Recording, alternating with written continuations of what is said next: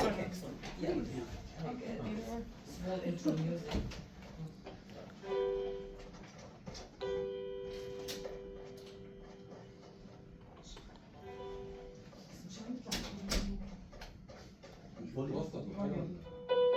Okay, yeah.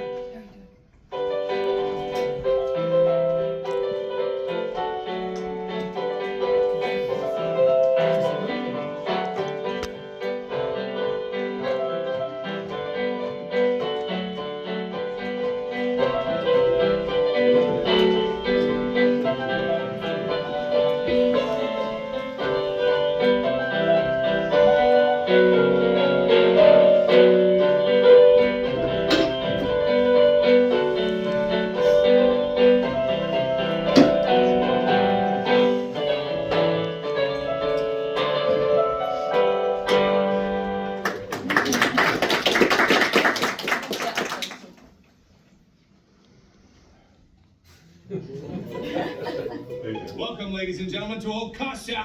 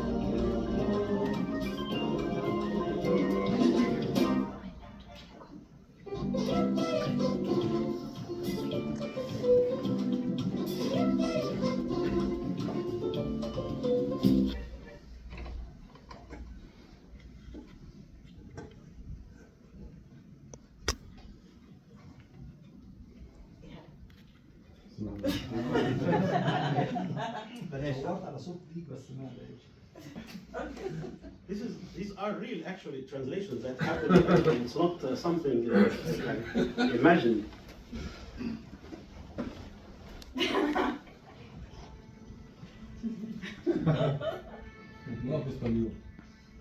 هذا ما اسباني. هيدا برتغالي.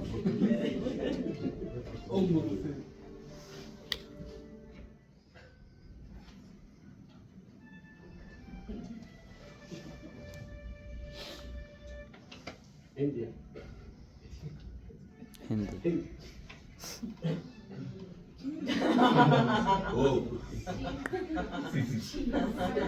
عندي واحدة بس مش عارف هتجيبها ولا لا. في واحدة كده ولا مشوي بس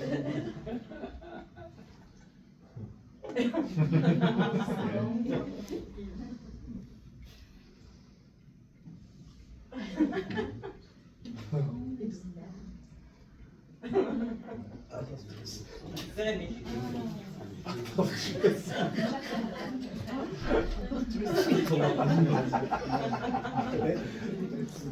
These are real You translations. feel it? It's not joke. It's You find this funny?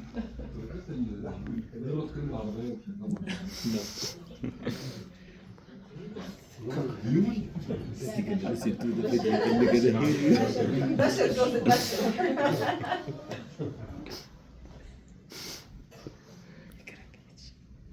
Now we start with. ليه اضيف حاجة بس هي بس اقول لك فيها قال ويلكم تو ايجيبت. ويلكم تو ايجيبت. ويلكم في مصر. ويلكم في مصر. ويلكم في مصر. ويلكم الويل اللي رسيف.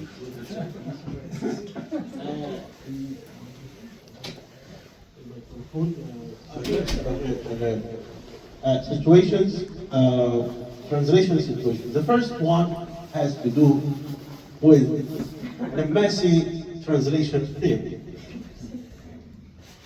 So I think that the second part of this phrase, which is the translation theory, all of you are, of course, aware of. And of course, most of you know the message. But some of you may not know the message, so I have to explain first who is the message. This is Mr. Message. This is his last name. He is a senior revisor of the Arabic Translation Service. and he is actually an exceptionally talented translator and a great team player.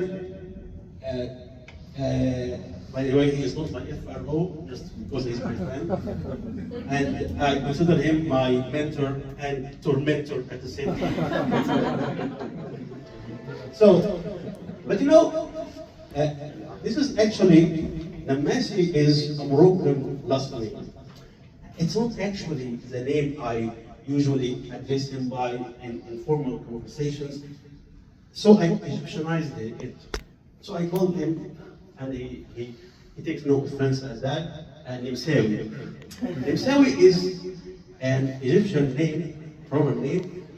If we wanted to translate it literally, it's Austrian, yes.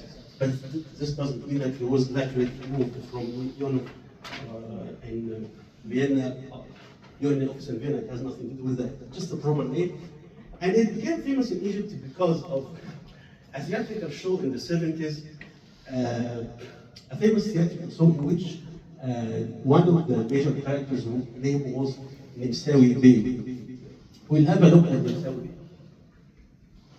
So you see here at the left-hand side, the message, and the tongue twister of the message is Nimsawi. As you can see, there is not big similarity. Nimsawi was a dignified and uninspiring young leader in the play, while the message is a cute person wearing a smile all the time. So you may wonder, why should I compare the two completely different personalities? Actually, there is a striking similarity between the two. You know what? In the play, Nimsawi Bey was a very jealous man. Very jealous about his wife. He would kill every man around for her sake. This is also true of Messi. But Messi is very jealous about translation. He considers translation as his beloved one. You know, he wouldn't tolerate any mistake in any document. He considers it as a personal assault against him. But how many translators did he kill? Okay. How many translators did he kill? Tariq, now we are in the TV. Can you communicate with the announcer in the TV? How many translators did you kill? So for example, Tariq wants the broadcasters to jump out of the screen and communicate with people. That might happen in the next century. Maybe in 10 years or so. I used to have actually very nice conversations with the Messi, forget about Nimsawi now, and the General Assembly after lunchtime. And you know, before ChatGPT came along, I used to ask the Messi many questions about, you know, some words I couldn't translate. You know, some of these words or phrases we encounter in new documents which you think are clear until you try to translate them. So you go like, what is that? Noun, verb, or cry for help? So in this case, actually, the message, sorry, is very useful. But actually, one day he snapped and he was fed up with all my questions. He was like 2 questions away from resigning from the So he told me, look, Sharif, don't obsess over individual words. Translate like a drunk man. I said, what? Drunk what? Drunk man. Don't obsess over the words. Let the words melt together. Feel the text. Don't dissect it. That's his explanation, actually. But really, I really couldn't understand anything. And I didn't want to bother him anymore because maybe the Nimsawi in him might jump out at me. I don't know. So I went home to contemplate over the drunk translator's theory and try to come out with it. So I went like that. So I'll tell you what I came up with. You know, what I came up with is as follows.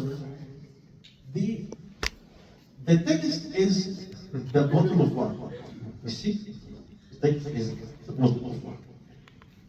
And the words, as you can see, are the fizzy substances that float and rise and dissolve. You don't chase, you don't chase the bubbles, you drink the wine.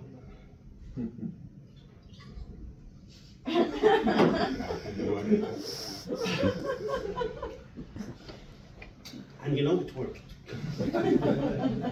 If you step into my office, you will find the finest array of a collection that's strong enough to make a cocktail suitable for handling any general assembly resolution.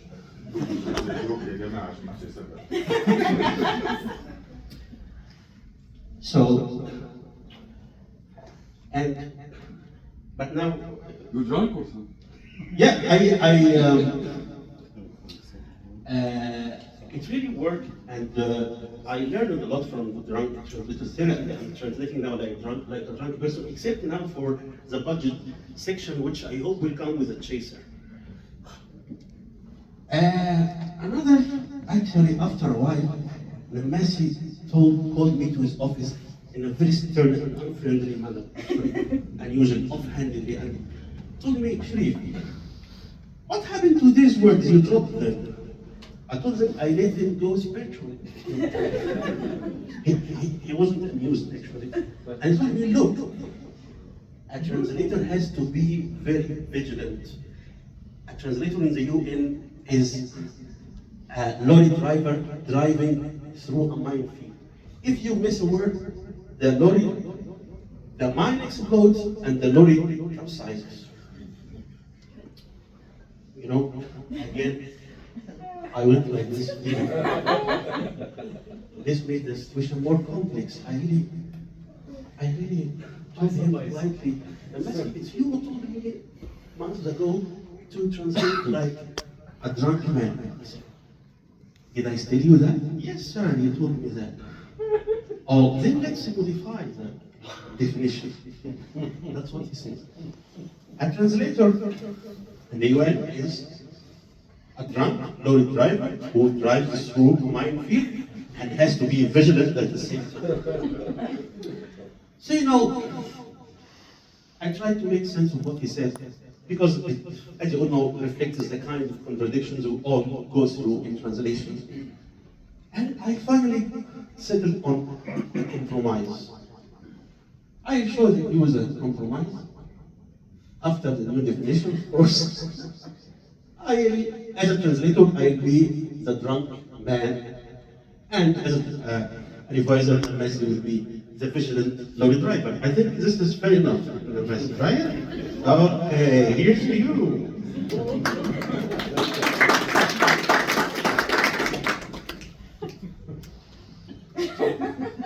I get no kick from champagne.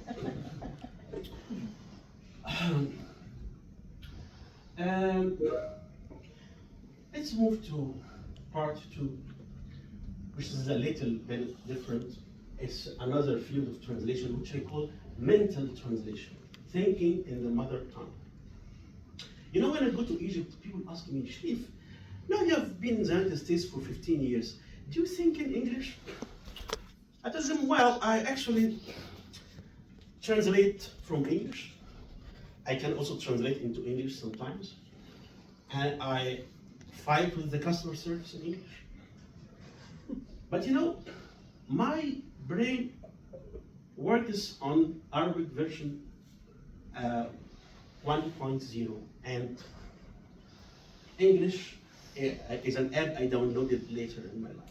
Because you know, when you acquire a language in your adulthood, actually, what you do is translate from your mother tongue to the foreign language. So the foreign language actually acts like, you know, the mother tongue is like, in your brain, is like a lion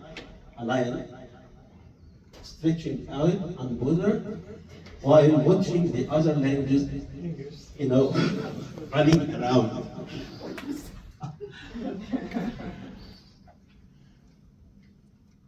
So I always ask myself, oh, what if I fell into the Hudson River? Would I say